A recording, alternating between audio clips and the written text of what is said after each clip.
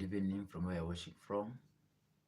So welcome to Learn English with Mr. Nelson or English with Mr. Nelson YouTube channel. Today on our live event, we are going to discuss 5 ways of how to improve our English by ourselves, not by anybody helping us, but improving the language by ourselves. So learning English can be by yourself can be a challenge, but it is possible to learn English by yourself if you are very keen and if you look at these steps I'm going to give you. So there are ways you can improve your reading, writing, listening, and also speaking skills. Even though there is no one physically around you to practice with you, you can practice yourself even without a help or any help from somebody to help you. So I'm going to share with you some tips on how to improve your English by yourself. So first thing that you need to do is to place labels around your home.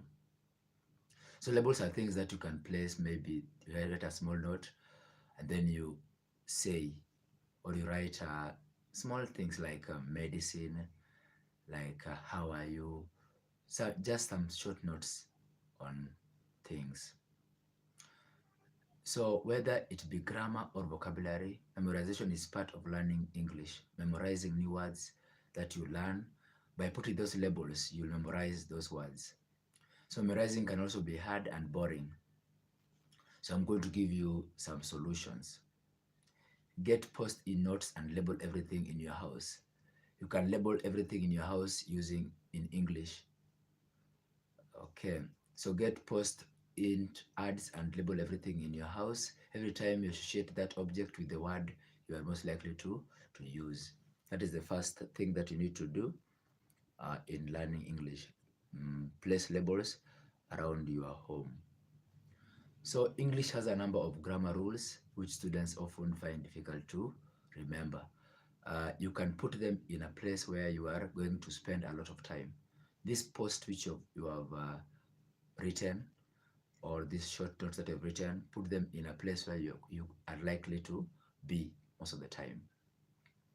So you can put them in a place where you are going to spend a lot of time, possibly the bathroom or your bedroom, where you can remind yourself of those rules. It's one thing to learn, it's another thing to practice and retain.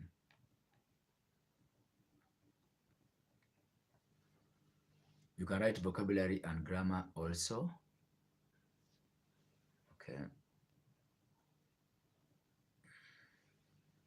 So it is important for you to learn English by yourself. You don't have to be helped by anybody else. You can start a blog. That is the first step that you can do. You can start a blog.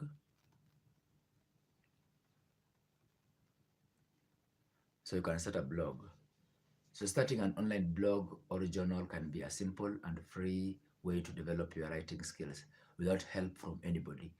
You can start a small blog online and post something. So start small, maybe start with some photos and a caption.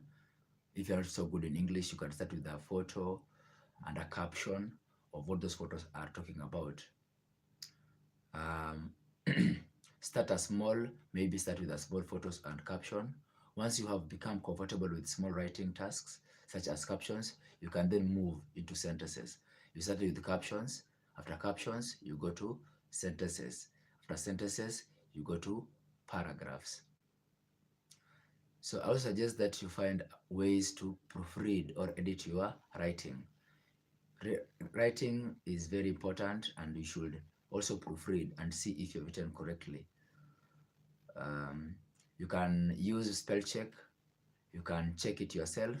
You can get an English speaker to help you out with the proofreading. That is the second one. You can start a blog. You can put a caption on a hand, on a computer mouse, next to a computer keyboard and mug, where you always use. You can start a blog by yourself and improve your English at the same time. The third thing that you need to do is to change your phone settings. Most of us are on our phones all the time. So we all use our phones and other devices such as laptops or computers multiple times a day. Like myself, I use my phone within 10 minutes. I am on my phone. So I use my phone frequently. So it's good to change your phone settings. So I advise students to change the settings on the devices and apps to English. So you put your settings to English. It forces you to think in English all the time if you put your settings in English. It will also help you to improve more quickly. Okay. It will help you to improve more quickly. Read for interest. Another way is to read for interest. Why do you read? You read for interest. Reading is an important skill, and it also helps you writing. It also helps your writing skills as well. So in order to sustain your learning, I recommend connecting reading with your passion. So you read for interest, not that you've been forced to do something or to read. You read because you need to read, and it's your interest. You need to know more on the language. So read something you are interested in. If you are into sport, read a sports magazine. If you're into fashion, read a fashion magazine. That will improve, and all because it's your interest. It's going to be easy for you to go through. So when you read, do it actively and consider the tools that you can use while reading. So read for interest. Highlighters are great for highlighting new words that you don't know. As you read, highlight the words that you don't know. Have a good online dictionary or have a good paper dictionary as you are reading. So as you are reading, you should have a dictionary so that you look up the words that you are not familiar with. Last but not least, you should write summaries. Listen to podcasts and watch movies and television in English. Don't watch movies which are translated into other languages. It's good for you to watch movies in English and listening to podcasts. I recommend extending your learning by either writing down or saying loud summaries of what you have heard or watched. It's good to talk about what you've heard or what you've read. So summarizing what you are learning is a great skill. It's quite a difficult thing to do as well. So learning English can't be fun. It's not a walk in the park. It is not fun. So you have to train yourself on these things. So it's quite a difficult thing to do as well. So learn English every day. Every day you find something that interests you, learn it. Don't learn in another language, learn it in English. For daily English language lessons and tips, like our English with Nelson on Facebook page, follow us on Twitter, or subscribe to our YouTube channel. See you again for another live event. I hope that you have understood something that I've taught for the whole of this live. See you again for another live event next Saturday at 1:30 GMT.